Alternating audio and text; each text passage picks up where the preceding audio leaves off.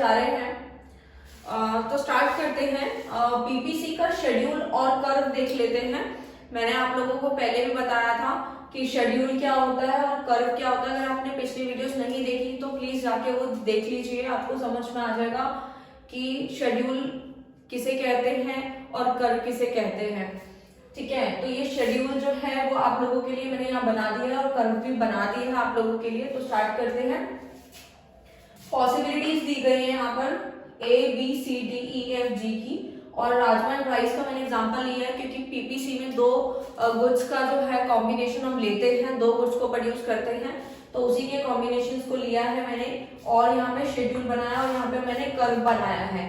यानी कि आपको पहले शेड्यूल आपके सामने होगा तो ही आप कर्व बना पाएंगे। ठीक है, तो सबसे पहले आपको शेड्यूल समझाऊंगी, उसके बाद आपको जो है कर्व समझाऊंगी और उसके पीपीसी के कुछ फीचर्स है वो समझाऊंगी। बहुत ही ज्यादा इंपॉर्टेंट टॉपिक है हमारे एग्जाम पॉइंट ऑफ व्यू की। ठीक है, तो राजमा में आप देख रहे हैं भाई, अभी मैंने आपको समझाया भी था 21 यूनिट्स है। ठीक है, जितना जितना हम सेक्रीफाइस कर रहे हैं कितना कितना गेन कर रहे हैं, इसको हम कर्व पे कैसे बनाएंगे तो मैंने आप लोगों के लिए बना दिया है। कर्व में एक एक्सेस पे एक्स एक्सेस ले लेते, ये एक्स एक्सेस होगा और ये आपका वाई एक्सेस होगा। ठीक है, तो यहाँ पे मैंने बनाया है, मैं आप लोगों को बता देती हूँ कि कैसे ये जो कर्व है बनाया जाता है। शेड्यूल तो आप लोग खुद भी कुछ भी इमेजिन करके ले सकते हैं पीपीसी के गुड्स में, और कोई भी गुड्स चलेंगे आपके। मैंने राजमा राइस का लिया था, आप कोई भी दो गुड्स ले सकते हैं, आपकी मर्जी है, लेकिन जो भी आप नंबर लेंगे उसके अकॉर्डिंग ही आपका कर्व बनेगा। तो देख लेते हैं कैसे है। जैसे यहाँ पे कोई भी शेड्यूल का अगर हमें कर्व बनाना होता है, पहले हम डिफरेंस थोड़ा बहुत चेक कर लेते हैं कितना कितना का रहता है। जैसे मैंने यहाँ पे, इन्होंने पूरा राजमा का था तो मैंने यहाँ पे पूरा ये जो है ले लिया है, लेकिन आप देख रहे होंगे मैंने यहाँ पे 3 के टेबल का ही ले लिया है पूरा, क्योंकि मुझे ज्यादातर यहाँ पे 3 के टेबल से दिख रहा था कि डिविजिबल है ये नंबर्स, तो मैंने 3 का गैप ले लिया है। और राइस में 1 to 6 था तो मैंने पूरा ही 1 to 6 ले लिया है, 0 to 6 ले लिया। तो प्लॉट कैसे करेंगे वो समझ लेते हैं। देखिए 21 राजमा यूनिट्स है, यानी राजमा की 21 यूनिट्स जब थी तो राइस की 0 थी, यानी कि 21 यूनिट्स ये रहा और 0 ये रहा। ठीक है, दैट मींस ये पॉइंट हो गया। सेकंड देखेंगे, हमारी 20 यूनिट्स जो है वो राजमा की है, यानी कि 21 से नीचे होगा, 21 से नीचे होगा दैट मींस 20 यहाँ होगा। 18 और 21 के बीच में आएगा 20, तो 20 ये सिर्फ आपको समझाने के लिए डॉट डाला मैंने। डॉट हमेशा यही डालेंगे जहां पर ग्राफ की जो लाइन है वो प्लॉट होगी।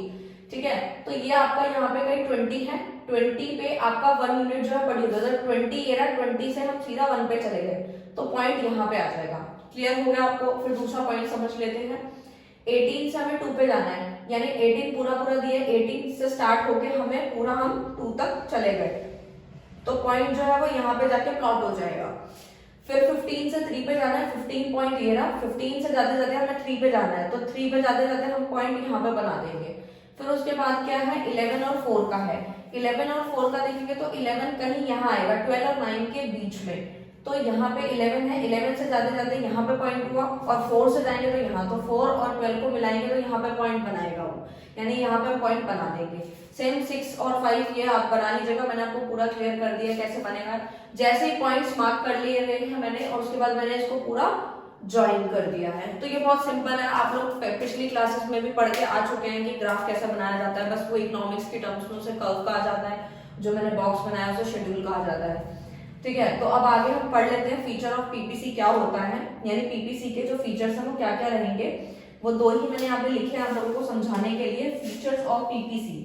ठीक है, तो पहला फीचर है पीपीसी स्लोप डाउनवर्ड्स, यानी कि ये जो मैंने यहाँ पे जो बनाया है, कर्व बनाया, आप देखो कि ये नीचे की तरफ आ रहा है। ये नीचे की तरफ क्यों आता है? ये इसलिए आता है क्योंकि अगर किसी भी 2 गुड्स के बीच में इनवर्स रिलेशन होता है तो उसका जो ग्राफ है, यानी जो कर्व है, वो हमेशा डाउनवर्ड ही बनेगा। इनवर्स रिलेशनशिप का मतलब होता है कि एक चीज अगर बढ़ रही है, अगर ये चीज बढ़ रही है और दूसरी अगर घट रही है, यानी कि कम हो रही है, अगर एक चीज कम हो और दूसरी चीज बढ़ जाए तो उसका जो कर्व बनता है, यानी जो स्लोप बनेगा वो नीचे की तरफ बनेगा, डाउनवर्ड्स बनेगा। ये हमेशा याद रखना है कि डाउनवर्ड तभी बनता है जब उसका जो रिलेशनशिप होता है वो इनवर्स होता है। मतलब इनवर्स रिलेशनशिप का मतलब है एक बढ़ेगा दूसरा कम, दूसरा बढ़ेगा तो पहला कम, तो उसका जो भी कर्व बनेगा वो नीचे की तरफ बनेगा। अब आता है सेकंड नंबर पॉइंट पे, पीपीसी इज कनकेव शेप, यानी कि एमआरटी इंक्रीजिंग। यानी पीपीसी कॉनकेव शेप कब होता है? कॉनकेव शेप दे रहा है ये इसीलिए दे रहा है क्योंकि एमआरटी जो है हमें हमारा इंक्रीज करता है। मैंने आपको अभी समझाया था, एमआरटी और एमओसी समझा चुकी हूँ, यानी दोनों के यूनिट्स में कितना सेक्रीफाइस कितना गेन उसको रेशियो में बताते हैं, तो उसे हम क्या कहते हैं? एमआरटी कहते हैं। और एमआरटी हमारा बढ़ता ही जा रहा था, जिसकी वजह से हमारी जो शेप आती है वो कनकेव शेप आती है। अब आप लोगों के माइंड में आ रहा होगा कि मैम आपने हमें दो टॉपिक्स कवर कर दी हैं कि पीपीसी का जो स्लोप है वो डाउनवर्ड जाता है। तो पहले मैं एक चीज और इसकी क्लियर करना चाहूंगी, अगर ये डाउनवर्ड है, अगर मान लीजिए अपवर्ड बनेगा, लेकिन किस सिचुएशन में बन सकता है? अपवर्ड आपका जब बनेगा, यानी ऊपर की तरफ तब बनेगा जब आपका डायरेक्ट रिलेशन हो, डायरेक्ट रिलेशन होगा गुड्स के बीच में। डायरेक्ट रिलेशनशिप मतलब क्या है? अगर राजमा भी बढ़ता जाए और राइस भी बढ़ता जाए तो दोनों बढ़ रहे हो तो हमारा डायरेक्ट रिलेशन है, दैट मींस वो ग्राफ डाउनवर्ड ना बन के अपवर्ड बनेगा।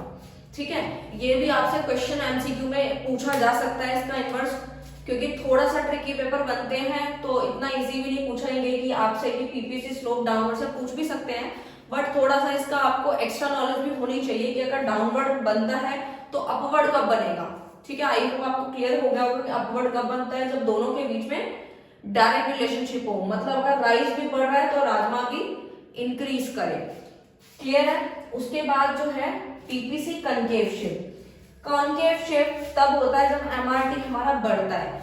अगर आप सोचेंगे कनकेव शेप है तो कन्वेक्स कब बन सकता है? यानी कन्वेक्स शेप तब बनेगी जब हमारी एमआरटी डिक्रीज होने लग जाएगी, यानी कि घटने लग जाएगी, तो डेफिनेटली वो कनकेव की जगह पे कन्वेक्स बनेगा, कन्वेक्स शेप बनेगा।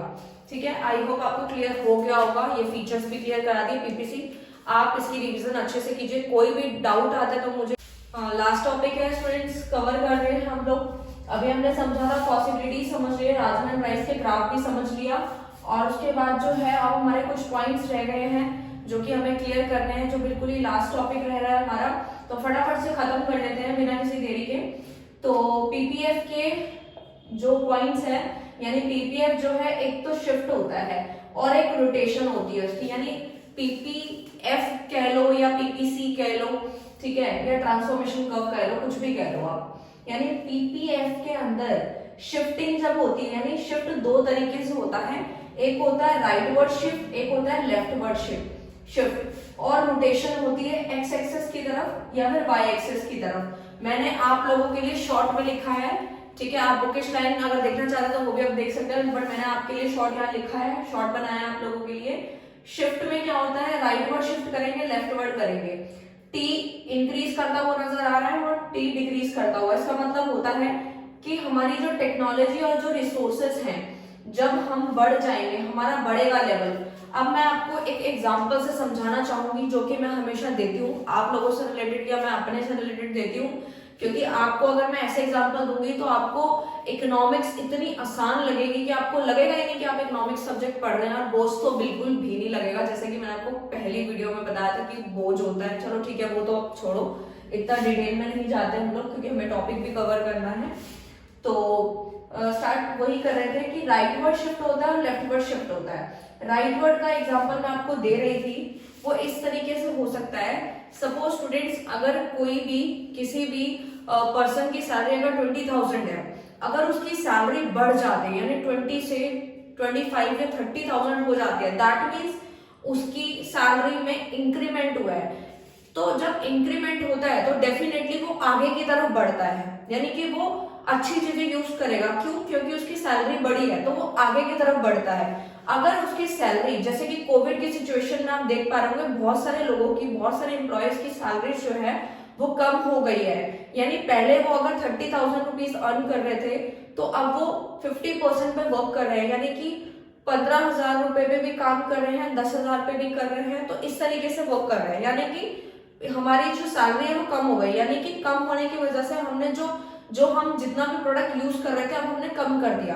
तो सेम वही बात हुई कि जब कम कर देंगे तो हम पीछे की तरफ आ जाते हैं, और जब हमारा इंक्रीमेंट होता है तो हम आगे की तरफ जाते हैं, यानी राइट वर्ड की तरफ जाते हैं। और अगर हमारी जो टेक्नोलॉजी है वो अगर घट जाती है तो डेफिनेटली हम पीछे की तरफ आते हैं। तो आपको मैंने यही समझाया सिंपल लैंग्वेज में कि जब भी हमें कोई चीज इंक्रीमेंट होती है तो हम आगे की तरफ बढ़ते हैं, यानी राइट वर्ड की तरफ जाते हैं। और अगर हमारी कोई भी चीज अगर हम डिक्रीज कर रहे हैं यानी हमारी इनकम कम हो जाती है तो हम पीछे की तरफ आते हैं। इसी एग्जांपल को लेते हुए हम पीपीसी को भी समझ लेते हैं कि अगर हमारी टेक्नोलॉजी और रिसोर्सेस पहले के अकॉर्डिंगली बढ़ जाते हैं तो हम आगे की तरफ बढ़ेंगे। यानी कि ये जो ग्राफ बन रहा था आपका, अगर आपकी टेक्नोलॉजी अच्छी हो गई है और रिसोर्सेस भी आपके पास अब ज्यादा हो गए हैं, यानी पहले लेबर कम थे या कैपिटल कम थी और आप अब ज्यादा लगा रहे हैं, तो दैट मीन्स आप राइट वर्ड की तरफ आगे की तरफ बढ़ना स्टार्ट कर देंगे। यानी कि राइट वर्ड जब भी आप बढ़ेंगे क्योंकि आपकी टेक्नोलॉजी और रिसोर्सेज में इंक्रीमेंट हुआ, अपग्रेडेशन हुई होगी, तो आप आगे की तरफ बढ़ेंगे, यानी राइट वर्ड। टी मतलब टेक्नोलॉजी में इंक्रीमेंट हुआ होगा तो हम आगे की तरफ बढ़ जाएंगे। अब लेफ्ट वर्ड कब होगा? लेफ्ट वर्ड तब होगा जब आपकी टेक्नोलॉजी डिक्रीज या रिसोर्सेज कम हो जाएंगे पहले के अकॉर्डिंग। मतलब पहले जितना प्रोडक्शन कर पा रहे थे, जितनी भी टेक्नोलॉजी को लेकर के या रिसोर्सेज को लेके, अब वो कम हो गए हैं। तो कम होने का मतलब है हम लेफ्ट वर्ड यानी अंदर की तरफ जो है शिफ्ट हो जाएंगे, लेफ्ट वर्ड की तरफ शिफ्ट हो जाएंगे।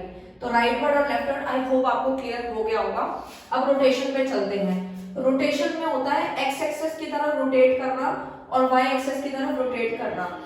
आपको दिख रहा होगा, अगर नहीं दिख रहा है तो आप कोई दिक्कत नहीं है, मुझे डीएम जरूर करिए, मैं आपको स्क्रीनशॉट्स ले लेके मतलब आपको नोट्स की जो कॉपी है वो सेंड कर दूंगी, तो आप वहां से भी क्लियर देख पाएंगे। तो रोटेशन में एक्स एक्सेस है, वाई एक्सेस है। एक्स एक्सेस हमारा ये रहा, वाई एक्सेस हमारा यहाँ पे लिखा हुआ है वाई एक्सेस। तो देखते हैं रोटेट कब होते हैं। रोटेशन जब होती है जब हम एक्स एक्सेस की तरफ यानी एक्स एक्सेस ये वाली यानी कि राइज में अगर टेक्नोलॉजी और रिसोर्सेज में अपग्रेडेशन देखने को मिलेगा तो डेफिनेटली हम एक्स एक्सेस की तरफ रोटेट करेंगे, एक्स एक्सेस की तरफ रोटेट करेंगे। लेकिन अगर हम वाई एक्सेस यानी जो हमने यहाँ पे राजमा का एग्जांपल लिया है वो हमारी वाई एक्सेस है, यानी कि अगर हमारे राजमा में टेक्नोलॉजी और रिसोर्सेज में अपग्रेडेशन हुआ होगा तो दैट मींस हम जो है वाई एक्सेस की तरफ शिफ्ट कर जाएंगे, तो वाई एक्सेस की तरफ रोटेट कर जाएंगे। ठीक है, तो मैंने आपको रोटेशन और शिफ्ट इन शॉर्ट समझा दिया है। अब एक टॉपिक थोड़ा सा और बचा है तो वो भी कवर कर लेते हैं। जैसे कि मैंने यहाँ ग्राफ बनाया था तो आप देख रहे हैं A B C D E F and G, ये पॉइंट्स दिए हैं। मैंने यहाँ नीचे भी लिखा है, इसका मतलब है ऑप्टिमम यूटिलाइजेशन ऑफ रिसोर्सेज। मतलब रिसोर्सेज का अच्छे से रिसोर्सेज जो है वो अच्छे से यूटिलाइज हो रहे हैं, उनका वेस्टेज बिल्कुल भी नहीं हो रहा है, जो कि मैंने यहाँ पॉइंट्स प्लॉट करके आपको बना के दिखाया है। ठीक है, तो उसे हम बोलेंगे ऑप्टिमम यूटिलाइजेशन ऑफ रिसोर्सेज। देखो एमसीक्यूज में इसके क्वेश्चन बन सकते हैं, आपको कर्व बना आएगा, पॉइंट्स आपको दिए रहेंगे, आपको उसमें से बताना होगा कि कौन सा पॉइंट जो है वो क्या शो कर रहा है। तो मैंने आपको बता दिया है, जो भी मैंने ग्राफ जो शेड्यूल को देख के जो कर्व बनाया था, यानी ये जो सारे पॉइंट्स आपको दिख रहे हैं ए से लेके जी तक, दैट मींस वो हमारे ऑप्टिमम यूटिलाइजेशन ऑफ रिसोर्सेज हैं, यानी कि फुल्ली यूटिलाइज हो रहे हैं, कुछ भी वेस्टेज नहीं हो रहे, अच्छे से वो यूज हो रहे हैं। फिर उसके बाद मैंने यहाँ पे एक पॉइंट लिया है, जैसे कि मैंने यहाँ पे z पॉइंट ले लेती हूँ। ठीक है, तो z सपोज ये इसको एंड कर दिया है मैंने। ठीक है, तो एक पॉइंट आप देख रहे हो कि अंदर की तरफ मैंने एक पॉइंट बनाया है। आप सोचेंगे अंदर की तरफ क्यों बनाया, अभी तो पूरा प्लॉट कर दिया, फिर ये पॉइंट कहाँ से है? ये सपोज हम आपको समझाने के लिए जैसे मैंने एक पॉइंट प्लॉट कर दिया अंदर, उसको मैंने नाम दिया है z का, यानी कि z पॉइंट जो है वो हमारा वेस्टेज है। वेस्टेज कैसे है कि जितना यहाँ पे ऑप्टिमम यूटिलाइजेशन हो रहा था, अगर हम इससे कम आए, अंदर की तरफ आए, तो वो हमारी क्या होगी? वेस्टेज हो जाएगी। ठीक है, तो आई होप आपको क्लियर हो गया होगा। और ये पॉइंट भी आप समझ लेते हैं, मैंने इस ग्राफ के जो पॉइंट्स जो बनाया है उसके बाहर में एक पॉइंट बनाया है जिसको मैंने एन नाम दिया है।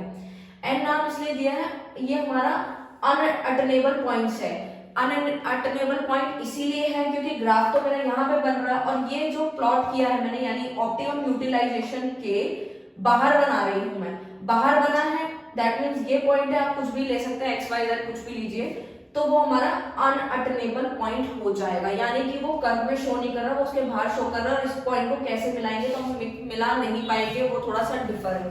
तो आई होप आपको क्लियर हो गया होगा सारे टॉपिक्स, मैंने पूरा चैप्टर डिटेल में बताया आप लोगों को। अगर आपको कोई भी क्वेरी है या आप कोई भी टॉपिक को नहीं समझ पाए हैं तो आप मुझे जरूर डीएम कीजिए, मैं आपको जरूर रिप्लाई दूंगी। And all the best for future, thank you so much.